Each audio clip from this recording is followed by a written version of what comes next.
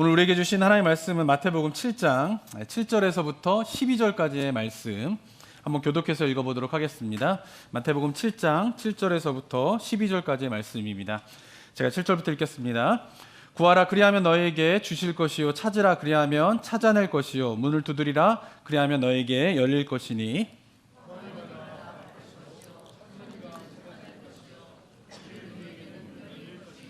너희 중에 누가 아들이 떡을 달라 하는데 돌을 주며 너희가 악한 자라도 좋은 것으로 자식에게 줄 줄 알거든 하물며 하늘에 계신 너희 아버지께서 구하는 자에게 좋은 것으로 주시지 않겠느냐. 그러므로 무엇이든지 남에게 대접을 받고자 하는 대로 너희도 남을 대접하라. 이것이 율법이요 선지자니라. 아멘. 제가 설교하는 주제 가운데에 자주 하는 주제 중에 하나가 뭐냐면은 바로 기독교 신앙과 타 종교의 신앙의 차이가 무엇인가에 대해서 제가 종종 기회가 될 때마다 말씀을 드리곤 합니다. 왜냐하면은 이 다른 종교에서 가르치고 있는 그 가르침과 이 성경의 가르침을 언뜻 보게 되면 되게 유사한 가르침들이 있기 때문에 그런 것입니다. 저는 오늘 본문도 마찬가지라고 생각합니다. 오늘 본문은 기도에 대한 말씀인데요. 기도는 기독교 신앙에만 있는 종교적인 행위가 아니라 모든 종교에 있는 종교적인 행위라고 볼 수 있는 것입니다. 그렇기 때문에 7절에서 구하라, 찾으라, 두드리라 라고 하는 7절의 말씀은 꼭 성경 말씀만의 가르침이 아니라 모든 종교에서 가르치고 있는 내용이라고 볼 수가 있는 것입니다. 구하고 찾고 두드리면 어떻게 해요? 내가 섬기고 있는 그 신이 너에게 그것을 베풀어 줄 거다, 응답해 줄 거다 라고 하는 이 가르침은 기독교 신앙에만 있는 가르침이 아니라 모든 종교에 있는 가르침이다 라고 하는 것입니다. 또 12절 말씀을 보게 되면요. 그러므로 무엇이든지 남에게 대접을 받고자 하는 대로 너희도 남을 대접하라 라고 하는 이 말씀도 역시 기독교에만 있는 가르침이 아니라 다른 종교에서도 이와 비슷한 가르침들을 하고 있습니다. 대표적인 예로는 이 한자가 계속 안 나오네. 제 컴퓨터에서 한자까지 넣었는데 컴퓨터가 안 나오는데 이 공자 말씀인데 기소불욕 물시어인 해가지고 이 말이 무슨 말이냐면 내가 하기 싫은 것은 어떻게 해요? 남에게 강요하지 말라라고 하는 공자의 가르침도 언뜻 보게 되면은 이 12절 말씀인 남에게 대접을 받고자 하는 대로 너도 남을 대접하라라고 하는 말씀과 일맥상통하는 의미가 있게 느껴지게 되는 것이죠. 비슷한 내용도 불교의 가르침 가운데에도 있는 것을 우리는 확인할 수가 있습니다. 자, 이처럼 성경 말씀을 보게 되면 언뜻 보게 되면 어떻습니까? 다른 종교에서 이야기하는 것과 비슷한 이야기가 성경에 기록되어 있는 것을 우리가 생각할 수 있어요. 자, 그러면서 우리가 주의해야 될 것이 있는데 그것은 뭐냐면 성경을 읽으면서 성경 본래에 의미하고 있는 그 의미를 가지고 본문을 해석해야 되는데 많은 경우는 어떻게 되냐 하면은 언뜻 보기에 이 성경의 말씀이 불교의 가르침이랑 비슷한 것 같고 유교의 가르침이랑 비슷한 것 같고 보통 우리의 전통과 문화 속에서 생각되어지고 있는 가치관과 생각들과 비슷한 부분이 있기 때문에 그 말씀의 본래적인 의미로 그 말씀을 받아들인 게 아니라 그냥 그 말씀을 우리가 일반적으로 알고 있는 개념을 거기에 투영시켜가지고 받아들이는 경우가 많이 있다라고 하는 것입니다. 그래서 성경에서 가르치는 것이 다른 종교에서 이야기하고 있는 것과 어떤 차이가 있는가라고 하는 것을 올바로 이해하는 것이 굉장히 중요하다라고 하는 것이에요. 왜냐하면 그 차이점을 잘 모르면 어떻게 돼요? 교회를 다니면서 신앙생활을 하는데 진짜 기독교 신앙을 하는 것이 아니라 마치 다른 종교에서 신앙생활한 것과 별반 다를 바 없는 신앙생활을 하기가 쉽다라고 하는 것이에요. 그 차이점을 모르는 가운데 하게 되면은 또 그 차이점을 모르는 가운데에 신앙생활을 하게 되면 성경을 읽는데 성경을 읽으면서 그 속에 담겨져 있는 성경 본래의 의미들을 캐치하면서 그 말씀을 받아들이는 게 아니라 이미 내가 익숙한 생각과 가치관과 종교적인 문화적인 가치관들을 그냥 받아들이는데 마치 그것이 성경의 이야기에서 하나님께서 이야기하는 것과 같은 착각 속에서 신앙생활을 하기가 쉽기 때문에 우리가 기독교 신앙생활을 하게 되면서 좀 주의 깊게 생각해 봐야 할 것은 성경에서 이야기하는 것과 다른 종교에서 이야기하고 있는 차이점이 무엇인가에 대해서 올바로 아는 것이 굉장히 중요하다고 볼 수가 있는 것입니다. 자, 말씀드린 것처럼 오늘 본문의 내용은 기도에 관한 겁니다. 자, 기도도 마찬가지입니다. 말씀드린 것처럼 기독교에도 기도가 있고요. 다른 종교에도 기도가 있는데 이게 뭐가 다른가, 뭐가 같은가에 대해서 우리 성도님들이 올바로 이해를 해야 한다라고 하는 것입니다.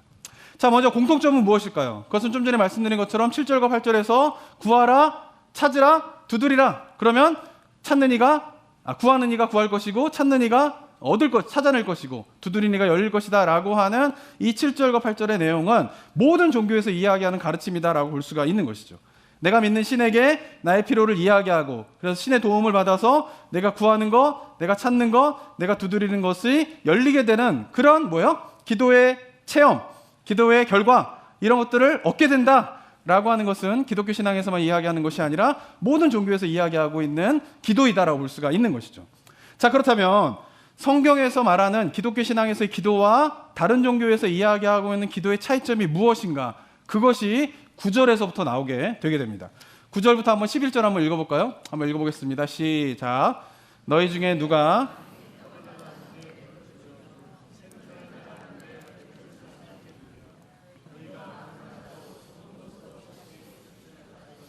하물며 하늘에 계신 내 아버지께서 구하는 자에게 좋은 것으로 주시지 않겠느냐. 다른 종교에서 드려지는 기도와 기독교 신앙에서의 기도의 결정적인 차이가 뭡니까?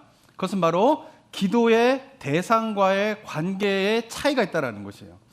제가 주님이 가르쳐준 기도인 주기도문을 설교할 때도 말씀드렸지만은 기독교 신앙에서 기도의 핵심은 뭐냐면 단순히 신에게 드려지는 기도가 아니라 나의 아버지가 되시는 하나님께 드려지는 기도여야 한다라고 하는 것이에요.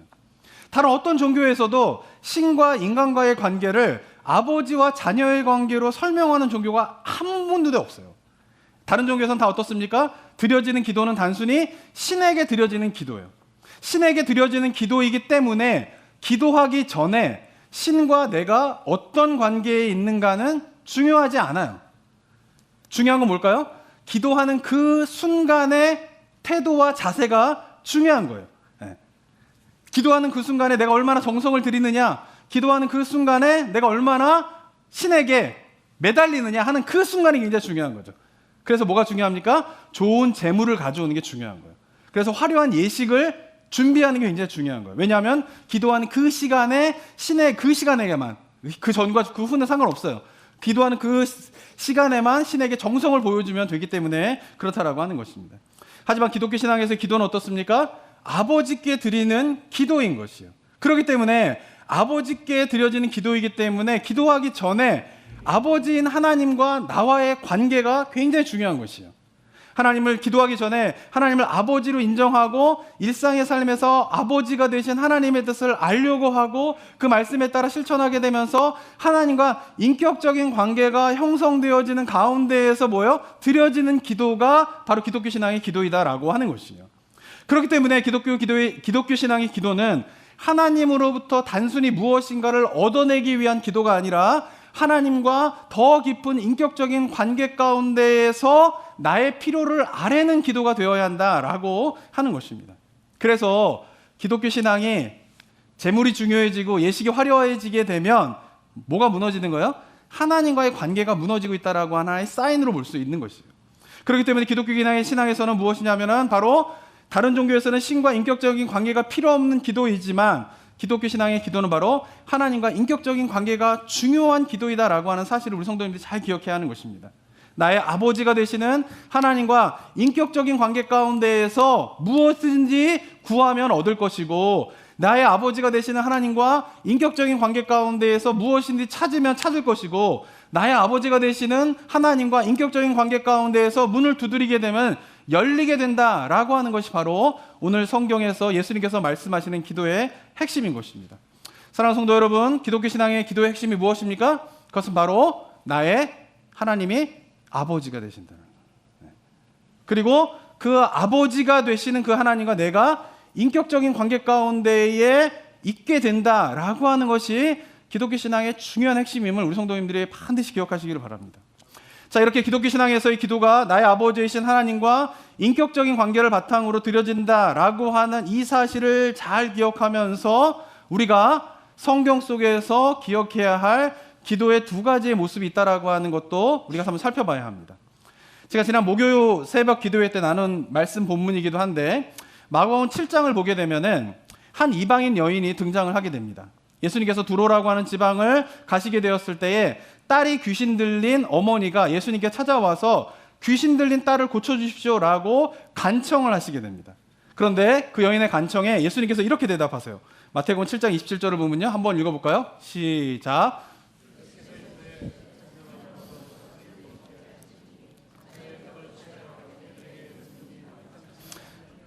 예수님의 대답이 어떻습니까? 여인을 뭘로 비유하고 있어요? 개로 비유하고 있어요. 이것을 아마도 여인에게 줄 수 있는 가장 모욕적인 말씀을 하시면서 뭐예요? 여인의 요청을 거절하신 것이에요. 이렇게 모욕적인 말로 거절을 당했으면 여인이 어떻게 됩니까? 에이, 더럽고 치사해서 내가 간다. 뭐 이런 식의 반응이 보여져야 될 거 아니에요? 그런데 여인은 예수님께서 그렇게 모욕적인 말로 자신의 요청을 거절하는데 예수님에게 이렇게 대답을 합니다. 28절 또 읽어볼까요? 시작. 여자가 대답하여 이르되 주여 올소이다마는 상 아래 개들도 아이들이 먹던 부스러기를 먹나이다. 예수님의 모욕적인 말에 여인은 어떻습니까? 물러나지 않아요. 더 간곡하게 청을 하게 됩니다. 그러면서 이야기하는 게 뭡니까? 그래요, 맞습니다. 당신이 말한 대로 나는 개입니다. 받아들이는 거예요, 그거를. 그리고 어떻게 해요? 개에게 먹을 것을 주지 않는 것이 맞지만, 그러나 상에서 아이들이 먹다가 떨어지는 부스러기는 개가 먹도록 놔두지 않습니까? 주여, 나에게 그 부스러기만이라도 주시면 내 딸이 낫겠나이다 라고 하면서 간절하게 거절하시는 예수님에게 끝까지 매달리면서 간청을 하는 기도를 여인이 하게 됩니다. 저는 오늘 본문의 말씀도 마찬가지고 마가복음 7장에 있는 여인의 이야기를 통하여서 기독교 신앙에서 기도의 한 중요한 모습을 이야기하고 있다라고 생각합니다.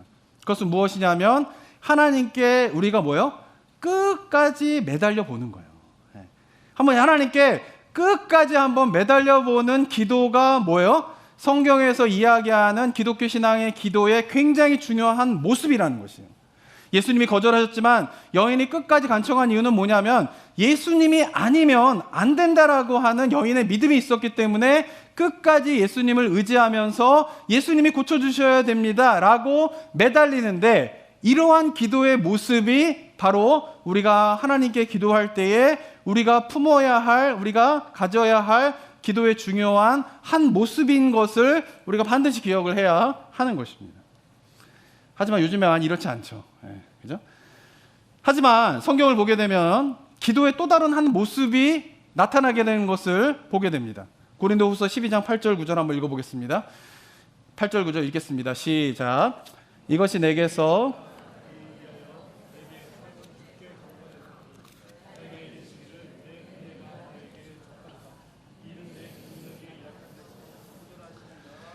고린도후서의 이 본문은 바울의 고백이에요. 바울은 질병을 가지고 있었습니다. 근데 그 질병은 얼마나 심각했냐 하면 바울이 전도 사역을 하는 데에 방해가 될 만큼 심각한 질병을 가지고 있었어요. 그래서 하나님께 어떻게 합니까? 그 질병을 내게서 떠나가게 하여 주시옵소서라고 기도합니다. 그것도 몇 번이나? 3번이나 기도를 해요. 그런데 하나님의 대답은 뭡니까? 거절이에요. 내 은혜가 내게 족하다. 그냥 그 질병을 가지고 있는 상태로 있는 것 자체가 너에게는 큰 은혜가 될 거다라고 하면서 질병을 고쳐달라고 하는 바울의 간청을 하나님께서 거절을 하시게 됩니다. 구약에서도 모세가 하나님께 간청하는 것이 있었습니다. 그것은 뭐냐면 가나안 땅에 이제 들어가게 되는데 저도 가나안 땅에 들어갈 수 있도록 주님 저를 가나안 땅으로 보내주십시오라고 모세가 하나님께 간청하는 장면이 여러 번 나오게 됩니다. 그런데 결과는 어떻게 되죠? 모세가 가나안 땅에 들어가지 못하게 됩니다. 하나님께서 모세의 간절한 기도를 어떻게 해요? 거절하셨어요. 다윗도 마찬가지입니다. 다윗도 하나님 앞에서 제가 하나님을 위하여서 성전을 짓겠습니다 라고 간곡하게 요청을 하지만 하나님께서 거절하십니다. 너는 성전을 지을 수 없다. 그래서 다윗은 성전을 지을 수 있는 모든 재료를 다 준비하지만 결국은 성전을 짓지 못한 채 죽게 되는 거예요. 다윗의 간절한 요청에 하나님께서 어떻게 하시는 거예요? 거절하시는 거예요. 마지막으로 예수님도 마찬가지입니다. 겟세마네 기도에서 예수님께서 기도한 것이 뭡니까? 이 잔을 내게서 옮겨주십시오. 그 말이 무슨 말이에요? 이제 십자가의 죽음의 길로 가야 되는데 그 십자가의 죽음의 길을 가지 않도록 주님 그 길을 피하게 해주십시오 라고 예수님께서 간청하신 거예요. 몇 번이나?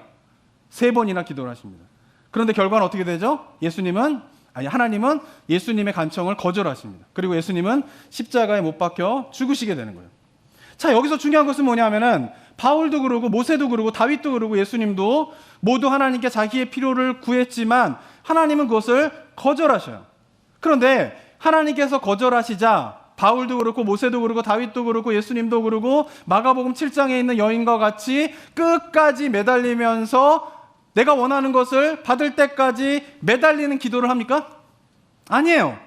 기도였지만 하나님께서 거절하시게 되자 바울도 모세도 다윗도 예수님도 더 이상 하나님께 매달리지 않고 어떻게 합니까? 자신의 기도를 그냥 내려놓게 됩니다.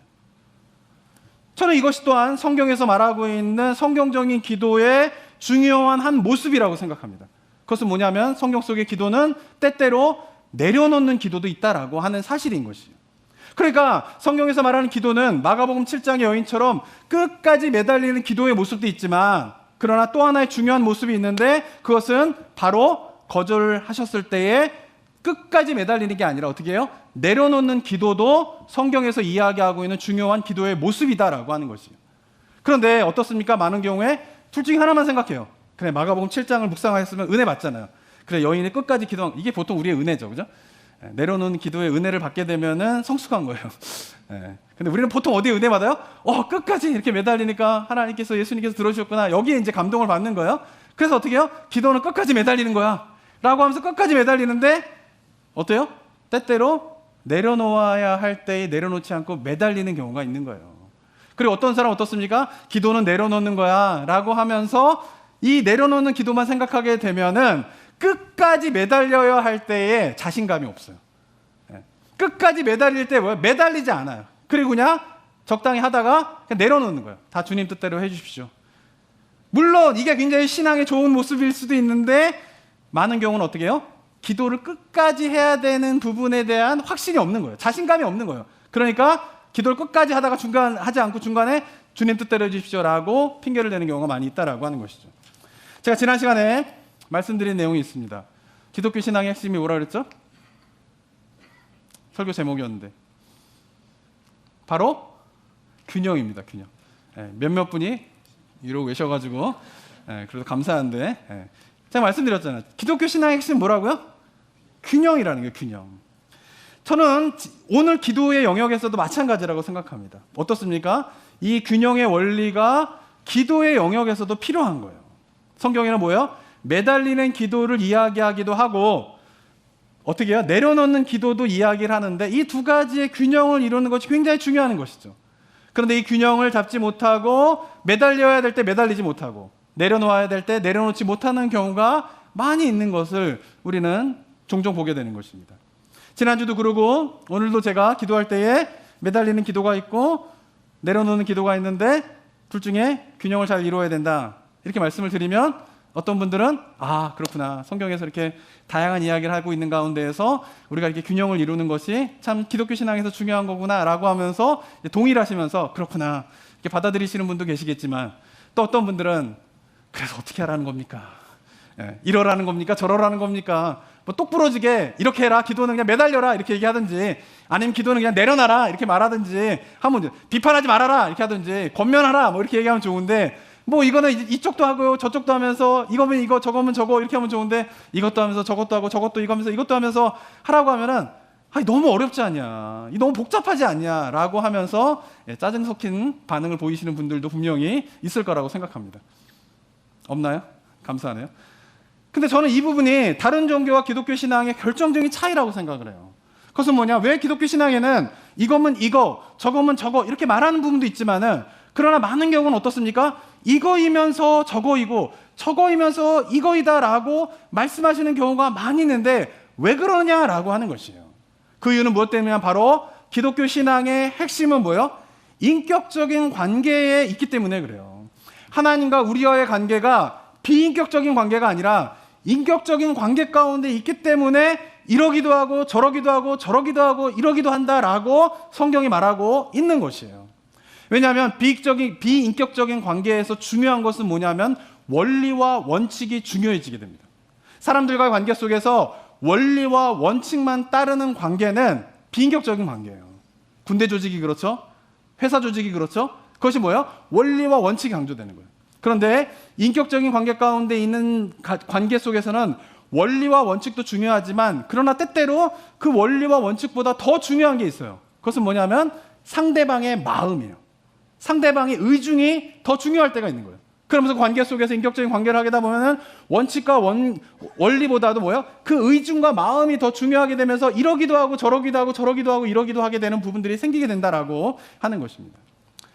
제가 부목사로 사역을 하게 될 때에 새로운 교회에 부임을 하게 되는 경우가 있게 되는데, 그렇게 새로운 교회에 딱 부임을 하게 되면은 담임 목사님을 잘 모르잖아요. 제가 부목사로 갔기 때문에 딱 가게 되면은 담임 목사님을 잘 모르기 때문에 인격적인 관계가 형성되지 않았기 때문에 허둥지둥할 때가 참 많이 있습니다. 특별히 한국에서 이제 사역을 할 때에는 한국에 계신 이제 어르신들은 속마음을 잘 얘기하지 않으세요. 그래서 어떻게 되냐면은 이러면 이게 이제 아랫사람이 예스구나 이게 노구나 이걸 알아채야 돼요. 어른들이 이렇게 자기 마음을 이렇게 명확하게 이야기하지 않으실 때가 있어요. 그러면은 이러면은 이게 예스구나 노구나라고 하는 거를 아랫사람이 알아가지고 딱 행동을 해야지 이제 사랑을 많이 받습니다. 그죠? 그런데 이게 인격적인 관계가 없는 가운데에서 이게 헷갈려요. 어떻게 될지 모르겠어요. 예스면 예스, 노 하면 딱 좋은데 예스인지 노인지를 모르는 가운데에서 이러면은 이제 헷갈리게 되는 거예요. 그런데 제가 이제 모셨던 목사님 가운데에 이제 성도님들이 뭔 이야기를 하시면은 목사님이 그렇게 얘기하시는 목사님이 계세요. 네. 그렇게 하시지요. 모든 대답이 그래요. 근데 이게 예스일 때가 있고 이게 노일 때가 있는 것이에요. 처음에는 이게 도대체 예스인지 노인지 헷갈리기 때문에 허둥지둥되고 실수도 하게 되고 예스인데 노라고 생각해가지고 행동하고 노인데 예스라고 생각해서 행동하고 막 이러면서 허둥지둥하게 되는데, 그런데 목사님과 인격적인 관계가 형성되게 되면은 이게 인격적인 관계가 형성되기 전에는 굉장히 힘든 그런 반응인데 인격적인 관계가 형성이 되게 되면은 알아요. 목사님이 지금 예스구나. 목사님이 노구나 라고 하면서 뭔가 명확하게 이거다 라고 말하지 않으셔도 어떻게 해요? 이거는 예수니구나 노구나 라고 하는 것을 알게 되는 일들이 생겨나게 되는 것이죠. 왜냐하면 인격적인 관계가 형성되게 되면 이거냐 저거냐를 알아요. 상대방의 마음을 알기 때문에, 상대방을 알기 때문에 이건지 저건지를 알 수 있게 되는 그런 관계가 도달하게 된 때가 있게 되는 것이에요. 아이들도 마찬가지입니다. 아이들이 어렸을 때는 어떻습니까? 뭐 천지 분별하지 못하잖아요. 그죠? 그러니까 어떻게 해요? 부모님한테 막 까불면서 막 장난을 치게 됩니다. 장난을 쳐요. 근데 뭐 기분이 좋을 때는 그래 뭐 이러면서 장난 받아주고 뭐 하다가 뭐 같이 놀기도 하고 막 이러면서 이제 좋은 분위기로 끝나게 되지만 부모님 마음이 안 좋아요. 제가 마음이 별로 상태가 안 좋아요. 기분이 지금 별로 안 좋아요. 근데 애가 그거 파악하지 못하고 막 까불어요. 그만해. 근데 또 까불어요. 그만하라 그랬잖아. 그리고 또 까불어요. 그럼 어떻게 될까요? 그 다음 얘기는 하지 않겠습니다. 그죠? 그러면서 막 혼나는 거예요. 너는 내가 그만하라 했는데 왜 이러는 거야? 막 이러면서 이제 막 혼나게 되고 막 이러거든요. 근데 아이들이 좀 자라게 되면은 아이들이 아버지를 알게 되고 엄마를 알게 되면서 이게 지금 까불어야 될 때인지 안 까불어야 할 때인지를 아이들이 알아요. 그래가지고 아이들이 막 까불다가 뭐 장난치고 막 이러다 저희 애들도 막 장난치다가 그만해. 그러면 알아요. 이게 지금은 더 쳐도 되는구나. 야, 아빠가 그래, 그만해. 이 말이 무슨 말인지를 아는 거예요. 그래서 어떻게 해요? 또 계속 그만해. 그래도 또 장난치는 거예요. 그러다가 그냥 또 그러면서 즐겁게 놀고 깨달을게 막 이렇게 되는 거죠. 근데 어느 날 기분이 안 좋아요? 근데 막 장난쳐요. 근데 제가 그만해. 그럼 알아요. 이게 지금 더 할 때만 안 되는구나. 라고 딱 멈추는 게 있는 거예요. 그러니까 아버지를 알게 되면 지금 가야 될지 멈춰야 될지 그런 걸 알게 되는 거예요. 부부의 관계도 마찬가지입니다. 부부도 처음에 배우자가 상대방한테 짜증을 낼 때가 있잖아요. 근데 신혼초나 이럴 때는 짜증을 하면은 왜 짜증이야? 이러면서 어떻게 해요? 맞받아치게 돼요. 그죠? 근데 부부를 서로 알게 되면 어떻습니까? 서로 상태를 알게 되면은 딱 알아요. 지금 짜증이 막 나면은 왜 짜증이야? 이러면서 같이 맞받아쳐서 이런 부분에 대해서 같이 맞서 싸워도 되는 상황인지, 아니면은 상대방이 짜증을 내게 되면 지금은 왜 짜증이야? 이러면서 맞서 싸우는 거를 하면 안 되는구나. 지금 내가 참고 있어야 되는구나 라고 하는 것을 알아요. 왜? 저 사람의 마음을 보니까 지금은 짜증을 어떻게 해요? 받아치기보다는 받아주고 인정해줘야 하고 그냥 받아들여야 된다라고 하는 것을 알게 되는 거죠. 이유는 뭐예요? 부부간에 인격적인 관계가 형성되기 때문에 그런 것이에요. 근데 이게 안 돼가지고 짜증내는데 왜 짜증이야? 언제나 왜 짜증이야? 이러면 어떻게 된 거예요? 부부관계에 항상 불화가 일어나게 되는 거예요. 근데 부부를 알게 되고 서로 인격적인 관계가 있게 되면은 화를 내야 될 때인지 아니면 참고 받아들여야 될 때인지를 알기 때문에 어떻게 해요? 부부관계가 서로 원활하게 이루어질 수 있는 것이 바로 부부관계이다라고 하는 것입니다. 저는 하나님과의 관계도 마찬가지라고 생각합니다. 하나님과 인격적인 관계가 형성이 되면요, 이게 지금 하나님이 거절하셔도 끝까지 매달려서 기도하는 것이 맞는지, 아니면 거절하시면 이거를 내려놓아야 하는 것이 맞는지를 알 수 있어요. 근데 비인격적인 관계 속에서 하나님과 오직 신으로서 내가 기도하는, 다른 종교에서 드리고 있는 기도의 습관들만 가지게 되면 하나님이 거절하시는 것에 대해서 이게 지금 끝까지 매달려서 기도해야 될 때인지 아니면 내려놔야 될지가 헷갈리게 돼요. 그런데 하나님과 인격적인 관계 가운데 있게 되면 어떻습니까? 내가 끝까지 매달려서 하나님에 나아가도 되는지 안 되는지를 분별할 수 있는 일들이 일어나게 된다라고 하는 것입니다. 사랑하는 성도 여러분, 기독교 신앙에서 기도는요, 내가 원하는 것을 얻어내기 위한 것만이 되어서는 안 되는 거예요. 왜냐하면 내가 원하는 것만을 얻어내기 위한 기도만 하게 될 때에 그 기도는 나의 욕심을 키우는 기도가 되는 거예요. 세상의 기도는요, 기도를 하면 할수록 욕심이 커져요. 그런데 기독교 신앙을 하면서 때때로 성도님들의 모습과 제 모습도 그렇습니다. 때때로 우리가 기도를 하면 할수록 욕심이 커져가는 기도가 될 때가 있음을 깨달아야 하는 것이에요. 그런데 하나님과 가까워지게 돼서 인격적인 관계가 형성되게 되면 어떻습니까? 마가복음 7장의 여인처럼 하나님이 거절한다 하더라도 끝까지 매달리는 자신감이 있어요. 끝까지 매달리지 못하는 이유가 뭐예요? 들어줄지 안 들어줄지 잘 모르겠는 거예요. 그러니까 안 매달리는 거예요. 그런데 하나님과 인격적인 관계가 형성되게 되면 지금 하나님이 거절하셔도 내가 끝까지 매달려야 된다라고 하는 뭔가 영적인 자신감 가운데 끝까지 매달리게 되는 기도를 하게 되는 거예요. 왜냐하면 내가 하나님을 알기 때문에 그런 거예요. 반대로 어떤 때에는 하나님께서 거절하시게 되면 이거는 지금 내가 내 욕심을 채우기 위한, 욕심을 키우는 기도를 하고 있구나라고 하는 것을 알게 되면서 기도를 내려놓게 될 때가 또한 있게 되는 거예요. 내 기도를 내려놓는 거예요. 근데 그것이 가능한 이유도 뭐냐면 바로 역시 하나님 아버지를 내가 너무나 잘 알고 있기 때문에 지금은 내려놔야 할 때구나라고 하는데, 그 내려놓을 때, 내 기도를 내려놓을 때에 뭔가 좌절되고 슬프면서 내려놓는 것이 아니라 내가 하나님을 알기 때문에, 인격적인 관계 가운데 있기 때문에 내가 기도를 내려놓는데 기쁨으로 내려놓을 수 있는 기도가 되는 거예요. 그러면서 오늘 말씀처럼 내가 기도하는 그대로 들어주시기도 하고, 내가 기도하는 그것과 다르게 응답하시는 경우도 생기게 되지만, 오늘 본문에서처럼 하나님은 나의 아버지가 되시기 때문에 나에게 가장 좋은 것으로 주시는 분이심을 어떠한 상황에서도 믿게 되는 거예요. 기도한 대로 이루어져도 이것이 나에게 최선의 것으로 가장 좋은 것으로 주시는 나의 아버지가 주시는 거구나. 그렇게 되지 않아도 이것을 나에게 가장 좋은 것으로 주시는 하나님 아버지의 응답이구나 라고 하는 것을 받아들이게 되면서 어떠한 상황에서든지 감사할 수 있는 기도가 나올 수 있게 된다라고 하는 것입니다. 사랑하는 성도 여러분, 그래서 뭐가 중요합니까?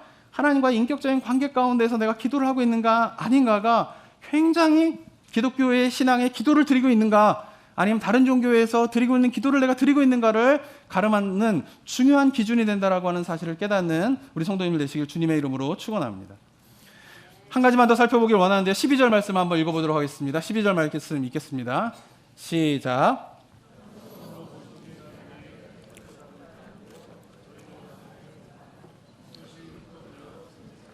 아까 말씀드린 것처럼 12절은 남에게 대접을 받고자 하는 대로 너가 남에게 대접하라 라고 하는 이 말씀은 굉장히 중요한 말씀입니다.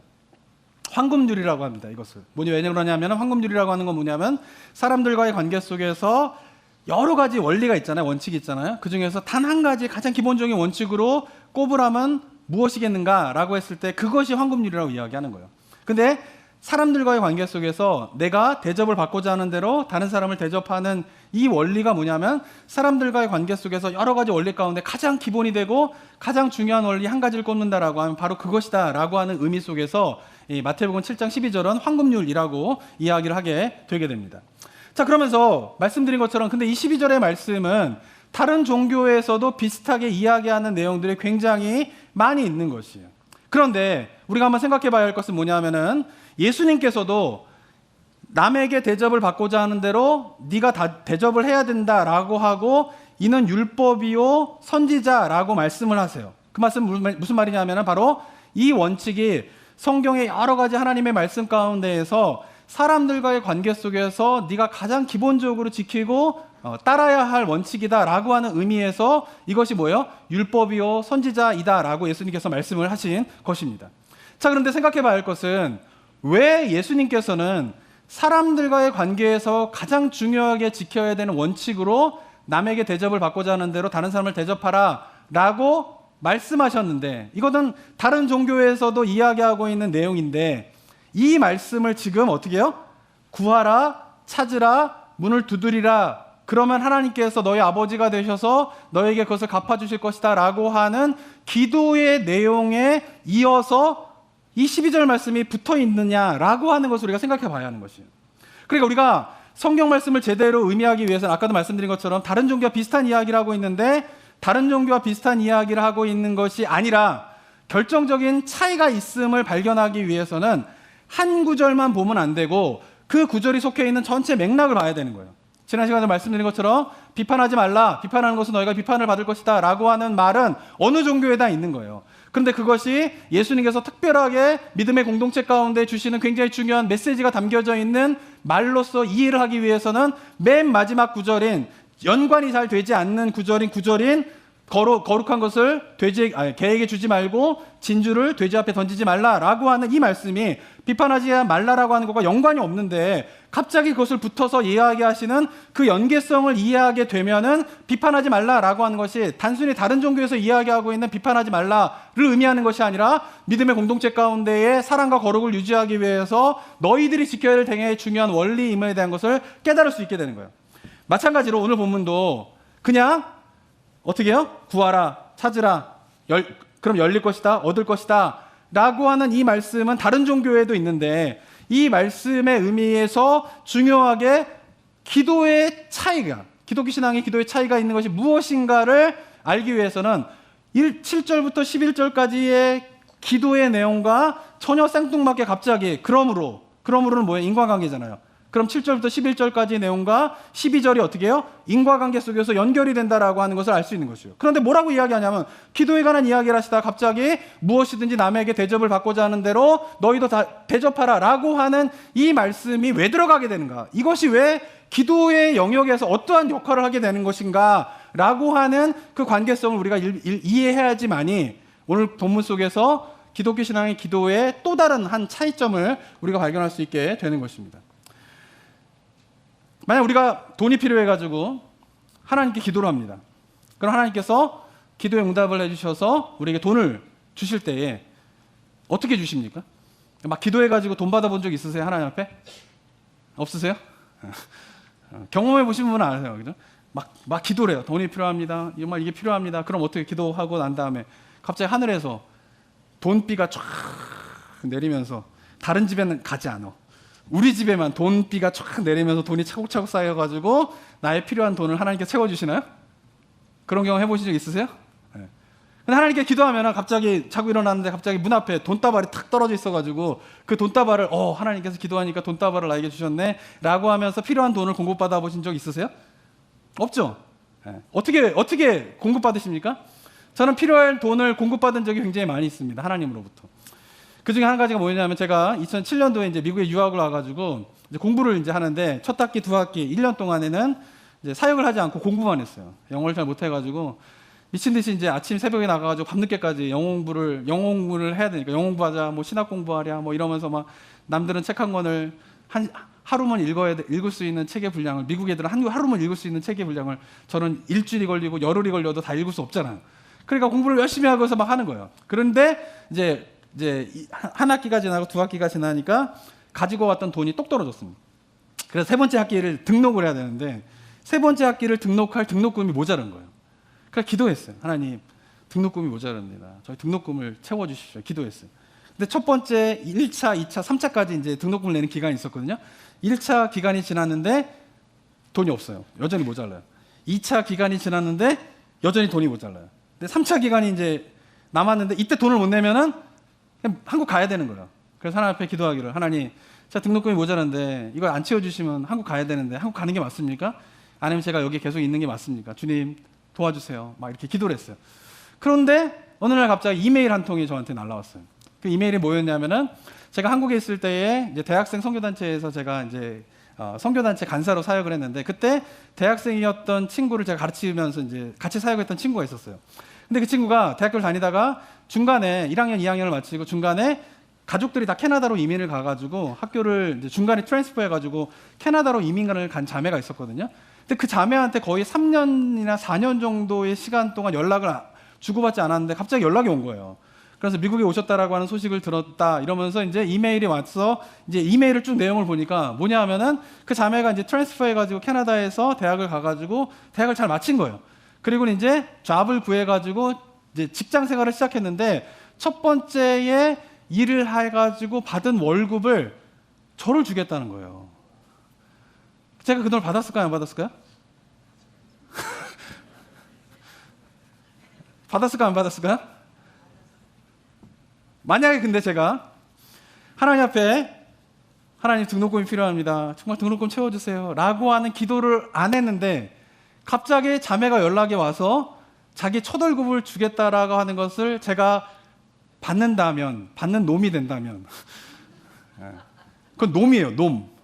내가 기도하지도 않았는데 갑자기 자매가 아이고 땡 잡았다 이러면서 이제 만약에 제가 그 월급을 받는다라고 하면 저는 나쁜 놈이 되는 거예요. 그죠? 제가 뭔데? 젊은 청년이 힘들게 한 달 동안 일해서 받은 월급을 왜 제가 받습니까? 저는 도둑놈이 되는 거예요. 그죠? 그렇지만 제가 그 자매가 이야기한 거를 받았어요. 이유가 무엇 때문일까요? 제가 하나님 앞에 등록금이 필요하다라고 하는 기도를 하고 있었기 때문에 그런 거죠. 그래서 제가 그 이야기를 듣자마자 저는 확신했어요. 아, 이게 하나님께서 나에게 기도 응답을 주셔서 나에게 보내주시는 돈이구나라고 하는 것을 제가 확신할 수 있었어요. 그래서 이메일로 단메일을 하면서 놀랍다. 내가 너 이런 기도하고 있었는데 네가 나한테 연락을 했는데 그런 것이 나에게 있었다 하면서 제가 그 자매한테 이야기하면서 제가 그래서 네가 보내주면 내가 받겠다라고 이야기를 하면서 서로 메일을 주고받으면서 하나님의 은혜를 나누었어요. 그리고 며칠이 지나서 메일로 편지로 책 한 장이 딱 들어왔는데 얼마가 온지 몰라요. 얼마를 벌었는지 몰라요. 근데 딱 열어서 딱 열어보니까 체크를 딱 꺼냈는데 딱 그 체크가 얼마였을까요? 등록금 딱 낼 만한 돈이에요. 더도 말고 덜도 말고. 그래서 제가 등록금을 내고 그리고 마지막 세 번째 학기를 마쳐서 석사학위를 제가 우습지 않은 성적으로 마치면서 제가 졸업을 할 수 있었어요. 제가 이야기를 드린 이유가 뭐냐면은 사랑하는 성도 여러분, 우리가 막 기도를 하게 되면은 하나님께서 기도의 응답을 해주시는데 하나님의 기도의 응답은 많은 경우는 뭐 초자연적인 막 갑자기 병이 났고 뭐 이런 것들도 있겠지만 많은 경우는 자연적인 방식으로 하나님께서 기도 응답을 해주신다라고 하는 것이에요. 그런데 그 기도 응답이 뭐냐면 바로 하나님의 사람들을 통하여서 하나님께서 기도 응답을 해주신다라고 하는 것이죠. 저는 보스턴에서 하나님 앞에 제가 돈이 부족합니다. 하나님 저를 채워주세요라고 기도했고 자매는 캐나다에서 첫 월급을 받은 다음에 이 월급을 제가 하나님이 기뻐하시는 일에 제가 쓰고 싶습니다라고 기도하는데 그 자매의 마음 가운데에 저가 생각나도록 누가 역사하셨을까요? 하나님께서 역사하셔서 저는 믿어요. 여기 계신 분 혹시라도 다 우연이지. 아니에요. 기도 생활 하시는 분은 이게 우연인지 이게 하나님의 역사인지를 알 수 있어요. 그건 하나님께서 뭐예요? 행하시는 거예요. 그래서 자매가 어떻게 해요? 정말 주님을 위해서 기뻐하는 마음으로 기도했지만 그래서 저에게 보내주기 위해서 기도 응답이 이루어지게 되는 거예요. 무슨 말이냐면은 너희가 대접을 받고자 하는 대로 남을 대접하라 라는 것은 예수님께서 율법이요 선지자라고 말씀하셨어요. 그 말은 무슨 말이냐면 네가 나를 따르는 그리스도인이 된다라고 하면 반드시 한 가지를 지키는 중요한 삶의 원칙을 행해야 된다. 그게 뭐냐면 너가 대접을 받고자 하는 대로 남을 대접하는 삶을 살아라는 거예요.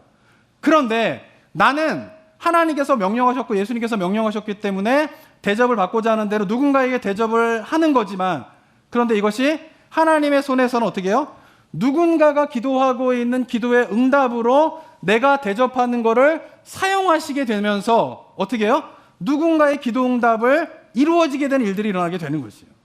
마찬가지로 내가 무엇인가 필요하다라고 하나님 앞에 기도하게 되었을 때 또 다른 누군가의 그리스도인은 예수님께서 말씀하셨기 때문에 대접을 받고자 하는 대로 네가 대접을 해야 된다라고 말씀하셔서 대접을 하는 것인데 그런데 그것이 뭐예요? 하나님께서 역사하셔서 내 기도의 응답으로 나에게 주어지는 기도의 선물로 다가오게 되는 일들이 일어나게 되는 것이 뭐예요? 기독교 공동체에서 일어나고 있는 기도의 한 중요한 모습이다라고 하는 것입니다. 사랑하는 성도 여러분, 저는 바라기는 우리 성도님들이 하나님 앞에서 필요한 것을 구하면서 거절하셔도 끝까지 매달릴 수 있는 영적인 자신감이 있게 되기를 원합니다. 한번 끝까지 매달려야 될 기도는 매달려 보셔야 돼요. 그거 한번 하셔야 돼요. 그런데 또 하나님 앞에서 거절당할 때 이건 내려놔야 될 기도구나 라고 하는 것을 또 내려놓으면서 아까도 말씀드린 것처럼 좌절하고 절망하고 내가 다시는 기도 안 한다, 기도해도 무슨 소용이 있냐 라고 하면서 그것을 내려놓는 게 아니라 기쁨으로 그것을 내려놓을 수 있는 또 기도의 생활이 되는 은혜가 우리 성도들 가운데 있게 되길 주님의 이름으로 축복합니다. 그런데 또 한 가지 한번 품어야 될 것은 뭐냐면, 내가 하나님 앞에 막 기도해가지고 무엇인가를 얻는 기쁨만이 나에게 영적인 기쁨이 되는 것이 아니라, 내가 예수님께서 명령하신 것처럼 남에게 대접을 받고자 하는 대로 내가 대접을 하면서 기도하기는, 제가 또 이렇게 대접하는 이 일이 누군가가 기도하고 있는 기도의 응답으로서 저를 사용하여 주시옵소서, 하나님께서 누군가의 기도를 응답하는 데에 통로로서 저를 사용하여 주시옵소서라고 하는 기도도 또한 드려지는 우리 성도님들 되시기를 주님의 이름으로 축원합니다. 그래서 하나님 앞에 하나님의 사람을 통하여서 내가 기도의 응답을 받는 것도 기쁨이지만, 그러나 또 내가 누군가에게 기도의 응답이 되는 복의 통로로서 삶을 살아가는 기도의 삶이 또한 우리 성도님들의 삶의 모습 되시기를 주님의 이름으로 축원합니다. 사랑과 은혜가 충만하신 하나님 아버지, 우리가 구원받은 자로서 이 땅을 살 때에 우리를 그냥 내어버려 두지 아니하시고 기도라고 하는 예수 그리스도의 이름으로 기도하면 내가 듣겠다라고 하는 놀라운 기도의 특권을 허락하여 주신 하나님의 은혜, 우리가 그 특권을 마음껏 누리며 살아가는 삶의 모습이 우리 성도님들의 삶의 모습 되게 하여 주시옵소서. 그래서 하나님과 인격적인 관계 가운데에서 내가 기도의 삶을 살아가게 될 때에 구하고 찾고 두드리는 것이 전혀 부끄럽지도 아니하고 영적인 자신감 가운데에서 하나님 앞에 담대함으로 나아가게 되는 은혜가 우리 모든 성도들 가운데 있을 수 있도록 인도하여 주시옵소서. 그러나 내가 아버지를 알기 때문에 또한 내가 때때로 나의 욕심으로 기도하는 것을 내려놓음으로 말미암아 새로운 나의 삶의 역사를 행하시는 하나님의 손길을 경험하게 되는 은혜 또한 우리 성도들 가운데 있을 수 있도록 주님 도와 주시옵소서. 그래서 우리가 단순히 신에게 우리의 필요들을 아뢰게 되는 그런 타종교에서 하고 있는 기도가 아니라, 나의 아버지가 되시는 하나님께 인격적인 관계 속에서 나의 삶의 전체를 온전히 맡겨드리게 되는 그런 기도의 삶이 우리 성도님들의 삶의 모습이 되게 하여 주시옵소서. 그리고 기도로 끝나는 것이 아니라, 기도하고 난 이후에 예수님께서 말씀하신 것처럼 남에게 대접을 받고자 하는 대로 내가 대접을 하게 되면서, 나는 몰랐지만 그러나 그것이 하나님의 기도의 응답의 통로로 또 쓰임받게 되는 복의 통로로서 쓰임받게 되는 축복이 또 우리 성도들 가운데 있을 수 있도록 주님 도와 주시옵소서. 기도하면 할수록 하나님의 은혜 풍성함들과 하나님의 놀라운 손길들을 경험하게 되는 그 복된 삶이 우리 모든 성도님들의 삶의 모습이 될 수 있도록 주님 역사하여 주시옵소서. 근데 감사드리며 예수 그리스도의 이름으로 기도드립니다. 아멘.